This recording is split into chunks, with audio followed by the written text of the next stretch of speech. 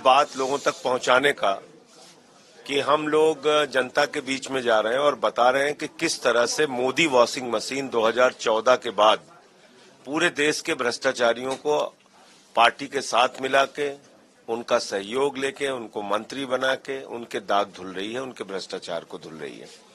और ये कोई छोटा मोटा मामला नहीं। खुद प्रधानमंत्री ने अशोक चौहान को कहा कि कारगिल के विधवाओं के फ्लैट के पैसे खाए।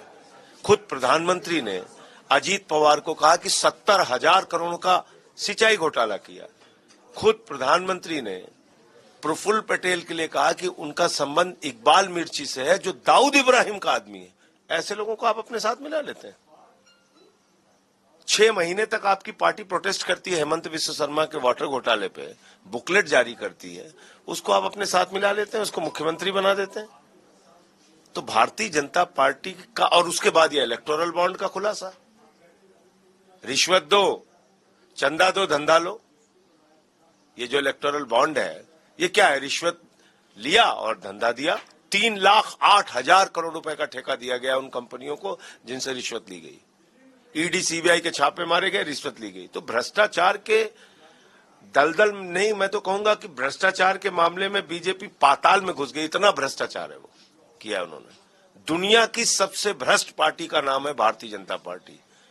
दुनिया के सबसे भ्रष्ट प्रधानमंत्री के रूप में नरेंद्र मोदी सामने आए हैं, जो भ्रष्टाचारियों के संरक्षक हैं। एक फिल्म बनी थी अली बाबा और 40 चोर, उसकी भूमिका में है प्रधानमंत्री जी। और हमारे नेता जिन्होंने ईमानदारी से दिल्ली के लोगों की सेवा की, केजरीवाल को पकड़ के आपने जेल में डाल दिया।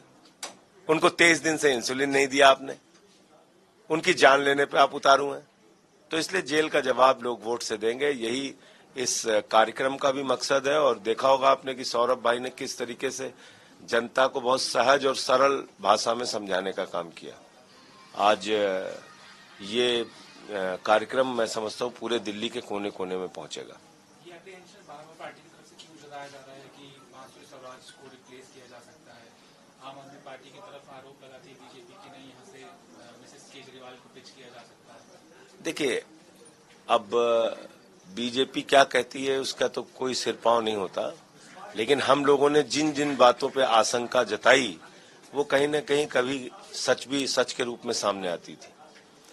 अब जैसे हमने कहा था दिल्ली में हमारी पार्टी तोड़ना चाहते हैं, आपने देखा होगा इस पटेल नगर क्षेत्र के जो मंत्री जी थे चले गए टूट के।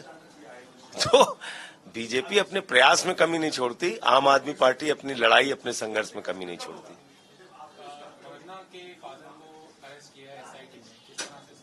देखिए, रवन्ना के मामले में तो उस दरिंदे को बचाने में सबसे बड़ा हाथ बीजेपी का है। उस दरिंदे को बाहर भेजने में, उसको एक सुरक्षा कवच उपलब्ध कराने में प्रधानमंत्री का हाथ है। जब प्रधानमंत्री और उनकी पार्टी को पिछले साल मार्च के महीने में पता चल गया था ये पूरा मामला, तब बीजेपी की सरकार थी। उनके एक विधायक को वीडियो दिया गया था रवन्ना का। उनके विधायक ने 8 दिसंबर को चिट्ठी लिखी है अपने प्रदेश अध्यक्ष को कि प्रज्वल रवन्ना एक दरिंदा है, उसने ये सब घटनाएं की हैं, ऐसे आदमी को टिकट नहीं मिलना चाहिए। लेकिन बावजूद इसके प्रधानमंत्री उसके लिए प्रचार करने जाते हैं, कहते हैं ये भारत का भविष्य है।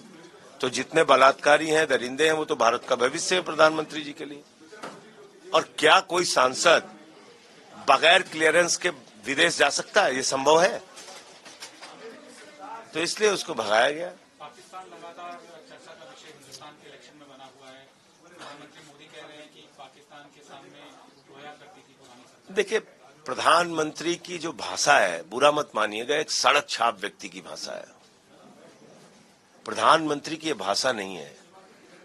प्रधानमंत्री पूरे चुनाव में, बताइए, वहां महाराष्ट्र में गए, बोलते शरद पवार भटकती आत्मा। एक 84 साल की उम्र के व्यक्ति की आप मरने की कामना कर रहे हैं।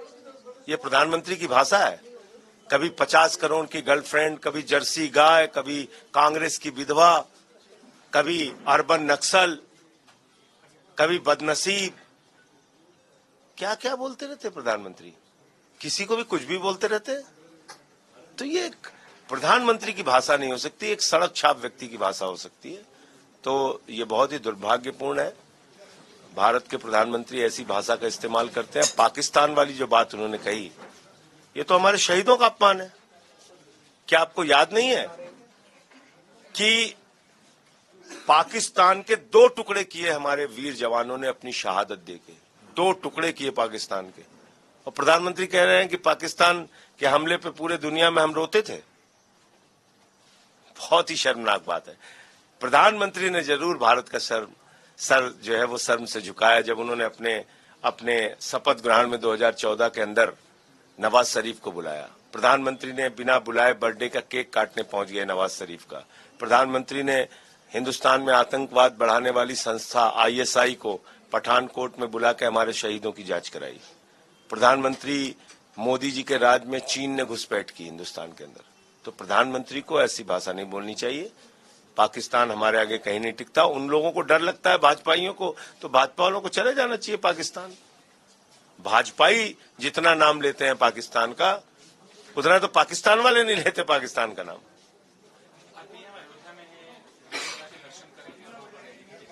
ये भी एक अहंकार की भाषा है प्रधानमंत्री की। हमेशा कहते हैं हम राम को लाए, हमको लाइए। अरे भाई, प्रभु श्री राम ने पूरे सृष्टि की रचना की है। आप लोग कौन है भैया राम को लाने वाले? प्रभु श्री राम इनको लेके आए थे और प्रभु श्री राम ही इनको विदा करेंगे, इनकी पार्टी को हराएंगे।